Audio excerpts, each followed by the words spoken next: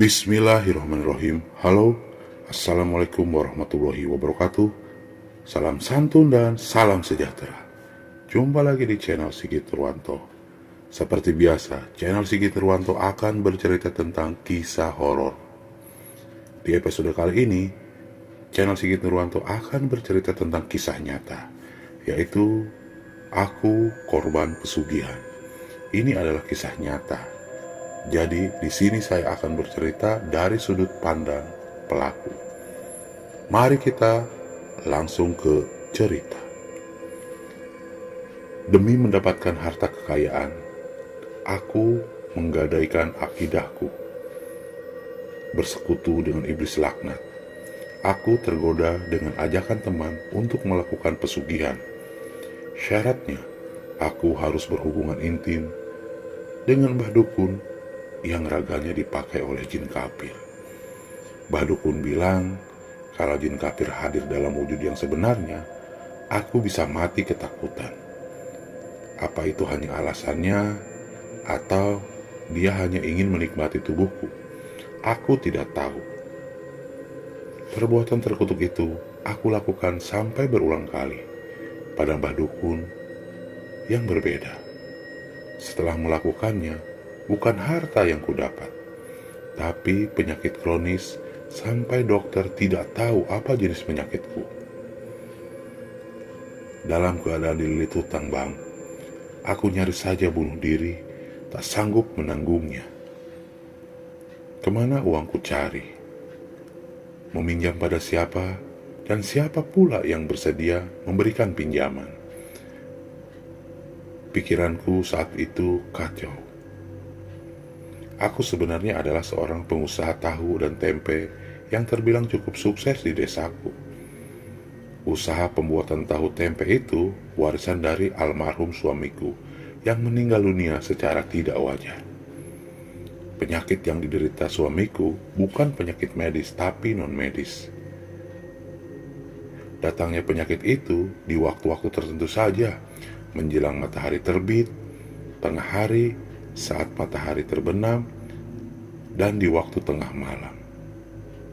Kata orang pintar, penyakit yang diderita suamiku akibat dari kiriman santet seseorang yang merasa iri atas kemajuan usaha suamiku. Kalau penyakitnya kambuh, ia akan berteriak histeris dan mengucapkan kata-kata kotor mencaci maki. Karena tidak tahan menanggung rasa sakit, ia membenturkan kepalanya ke tembok kamar sampai berdarah-darah. Selain itu, perutnya seperti diiris-iris sembilu. Rasanya terasa pedih, katanya. Ketika sadar, ia tidak dapat mengingat apa yang terjadi.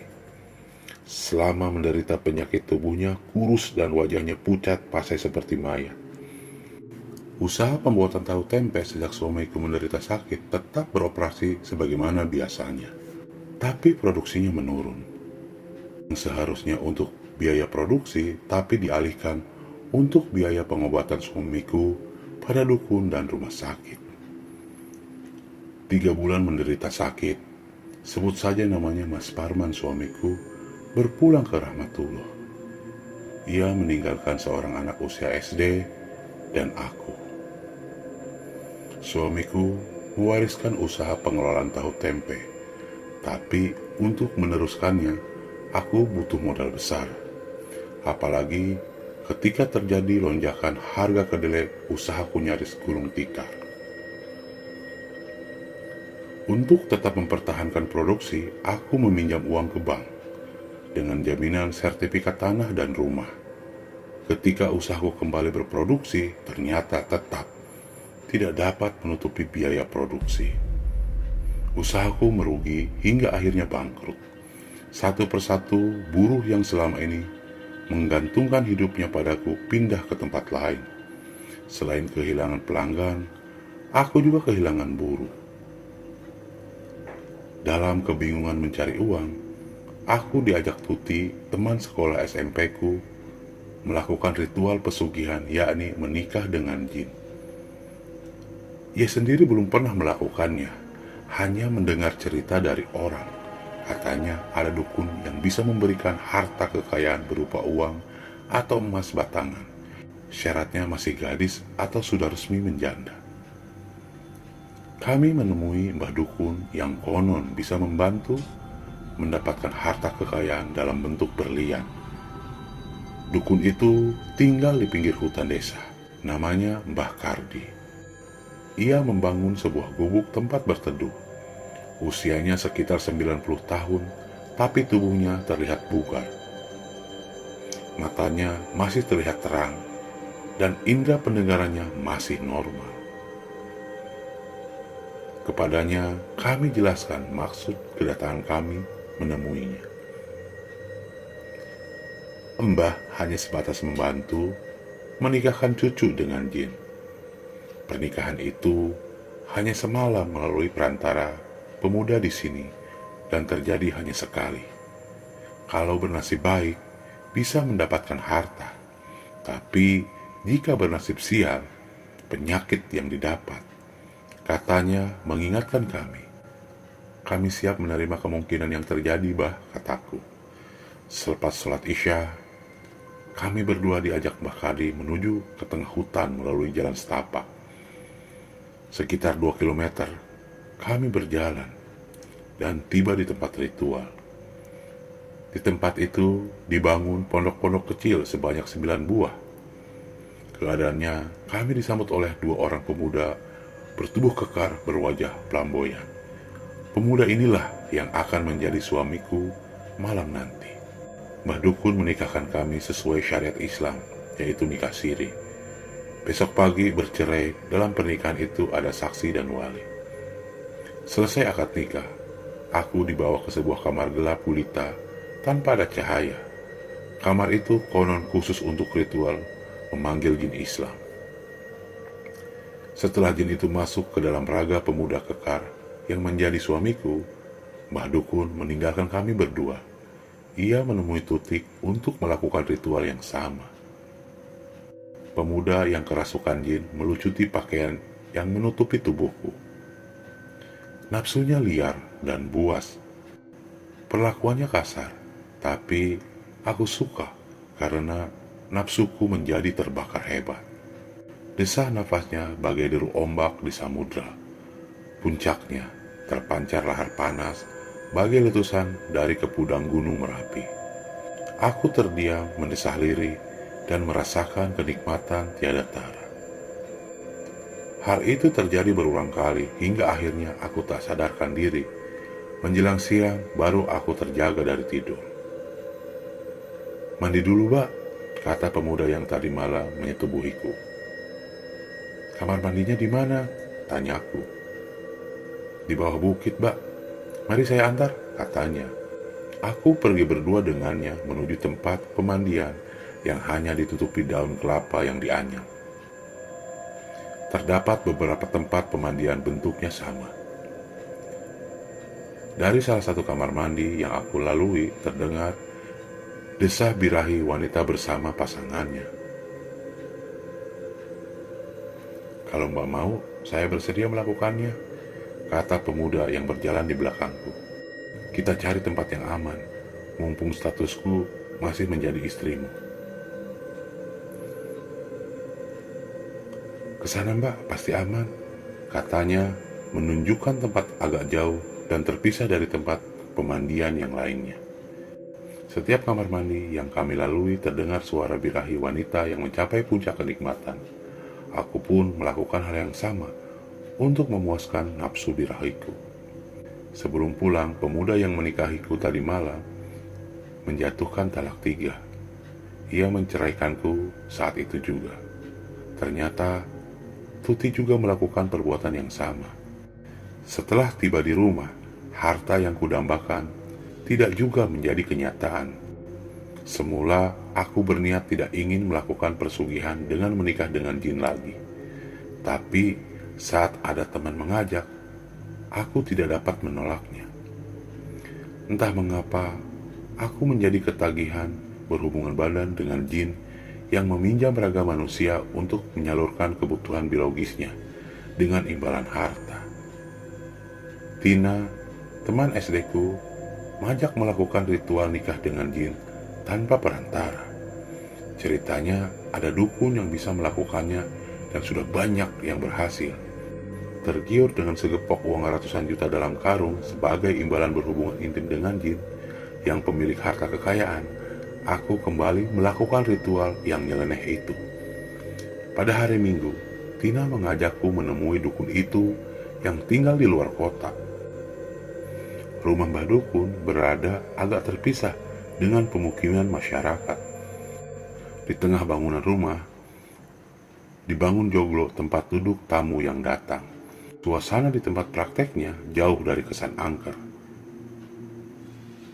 Kepada Mbah, kami utarakan maksud dan tujuan serta kedatangan kami.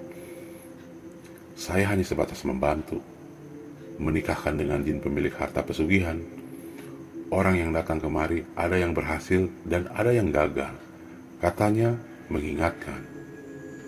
Mengapa bisa gagal, Bah? Apa penyebabnya? Tanyaku. Pengantin wanita yang pernah berhubungan intim dengan jin untuk mendapatkan imbalan harta, jin itu tidak mau menikmati bekas sisa bangsanya. Dan jin yang berbulan madu dengan kalian tidak menampakkan wujudnya. Kalian berdua hanya dapat merasakan rabaan tangannya dan sentuhan bibirnya tanpa melihat dirinya. Hubungan intim itu dilakukan dalam ruangan kamar yang gelap gulita dan dalam kelambu hitam.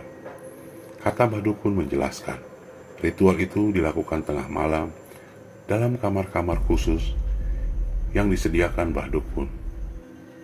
Malam itu ada 7 orang yang melakukannya. Aku masuk duluan ke dalam kamar, disuruh berbaring di atas kasur.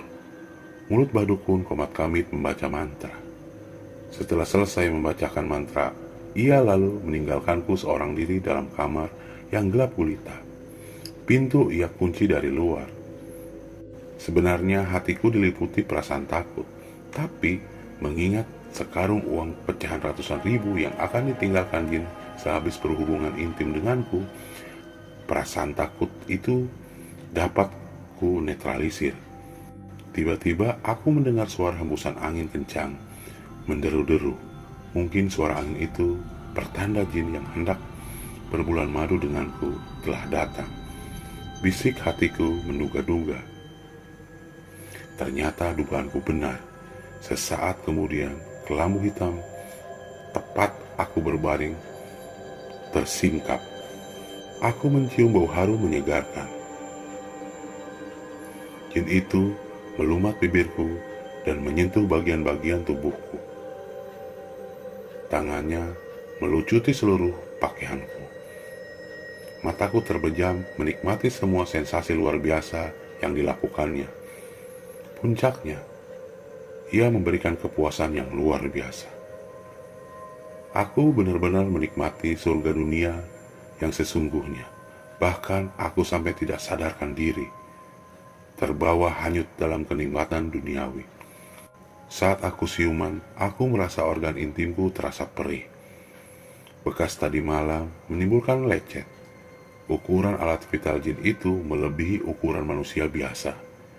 Nafsu birahinya juga besar.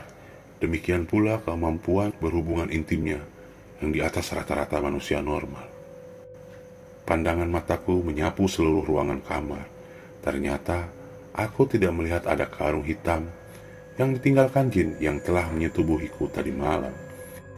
Ketika hal itu kutanyakan pada Mbah Dukun, jawabnya jin itu kecewa karena Mbak pernah berhubungan dengan jin.